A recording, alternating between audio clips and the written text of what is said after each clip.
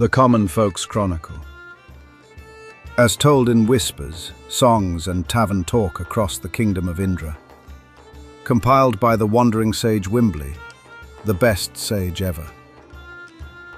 The rot. No one agrees on where it began. Some say it's a curse from the gods, others a sickness of magic itself, a blight that eats life and leaves only dust. Folk call it the rot, and to them it's a plague and a storm rolled into one. It comes in many forms, in wounds that won't heal, in coughing that paints the ground red, in beasts twisted into horrors that walk out of the wilds, screaming like men. The land it touches dies, like something beneath the surface is sucking the life right out of it. The Zariel towers keep it at bay, or so people say, standing tall around the capital and humming through the nights with ward light. Outside their glow, though, the world fades fast. Some claim the rot is nature's reckoning, a way of cleaning house after what men and mages have done. Others say it's punishment for the king's sins. Whatever it is, it's everywhere now. And nothing ever really stops it, only slows it down. It don't rot what's already dead, they say, but that's just something folks say to sleep at night. The King and his White Lion. The king's been the same for as long as anyone remembers. Samar Aster, they call him, though the old men say there was once another name before it. He's quiet these days, keeps to his marble halls, never leaves the palace grounds. Some call him wise, others call him tired. He doesn't pray, no one does anymore. The worship of gods was outlawed long ago after it caused more cults than blessings. But every king, they say, bears the white lion, a familiar of pure light and crushing gravity, passed from ruler to ruler. When it walks, the ground trembles. When it roars, the towers hum. The lion's seen every king there ever was, and will see the last one too. The Orc Lines. They call them iron nomads, the orcs who brave the Rotlands to run the rail lines that bind Indra together. Massive black engines thunder across the dead plains, their boilers burning bright as suns, their crews singing in iron and smoke. No one else dares the open wastes. The orcs do. Without their trains, no food, no medicine, no hope would reach the cities. Some say they've made a pact with the rot itself, that something rides those rails beside them, unseen. Others claim their engines run on blood. Either way, people pay their fares and don't ask questions. Iron keeps the rot out, the orcs say, but iron rusts, and so do men. The cities of the realm, Astra, the capital a shining fortress, wrapped in the glow of the Zariel towers. The royal family, the scholars, and the spire all live here. People from the outlands see it as a beacon until they get close enough to smell the rot beneath the perfume. Serena, the city of ash. Serena crouches too close to the largest rot eruption, a wound in the world the folk call the Maw. Its towers lean, its sky burns, and its healers breathe through masks soaked in sage water. They say the scholars there study the rot, that they draw it in, contain it, maybe even use it.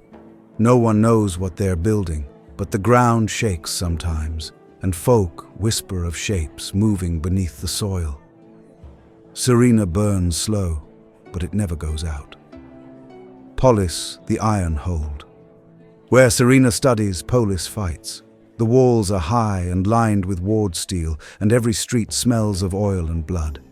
The watch trains there soldiers, mercs, and anyone strong enough to hold a spear. Folk say no one leaves Polis unchanged. Some say no one leaves at all. Polis doesn't bow. It breaks Turnal, the trade gate closest to the western wastes. Turnal's where the Orc Lines meet the merchant roads. It's loud, lawless, and never quiet for long. You can buy anything there if you're willing to pay what it costs or become it. Humel, the quiet lake smallest of the main cities. Humel's known for its still waters and strange reflections. They say the lake shows what you were, not what you are. The locals don't talk much about the things they've seen in it. Familiars and the summoning.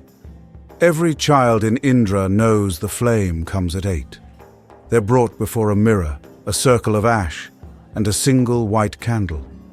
If the light flickers and something answers beast, wisp, or shade, the child is marked for greatness. They're taken to the White Spire school in the capital to train among the bonded. Their familiar shapes their life.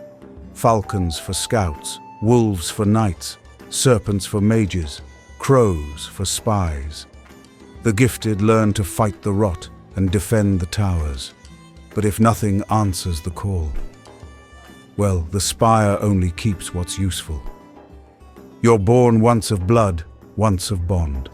Fail either, and you vanish like smoke. Races and rumors humans fill the cities, quick to build, quicker to break. Elves are near gone, drawn to the rot like moths to flame.